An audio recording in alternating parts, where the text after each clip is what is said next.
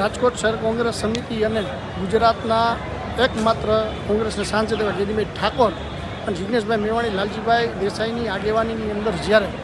અગ્નિકાંડમાં જે ગેમ ઝોનની અંદર અગ્નિકાંડ થયો માનવ સર્જિત એને લઈ જે સીટની રચના કરવાની સીટ ઉપર ક્યારે વિશ્વાસ નથી, કારણ કે અધિકારીઓ આની પહેલાં ભૂતકાળમાં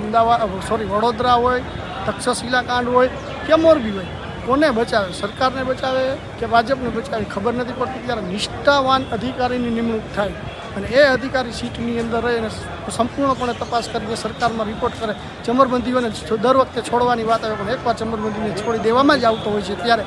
આ વખતે કાચું ન કપાય એટલા માટે રાજકોટ કોંગ્રેસ દ્વારા કમિશનર કચેરી રજૂઆત અને ઘેરાવ કરવાનો જ્યારે આજ રોજ કાર્યક્રમ હતો ત્યારે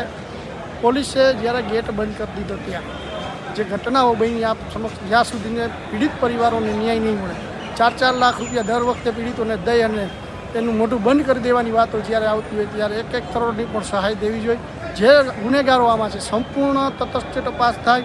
સત્તાધિકારી હોય, અધિકારી હોય, કોઈ પણ હોય, બધાને પૂરી દેવા જોઈએ, સળિયા પાછળ ધકેલી દેવા જોઈએ. આ કારણથી રાજકોટ કોંગ્રેસ દ્વારા જ્યાં સુધીને પીડિતોને ન્યાય નહીં મળે ત્યાં સુધી લડત ચાલુ રાખવામાં આવશે.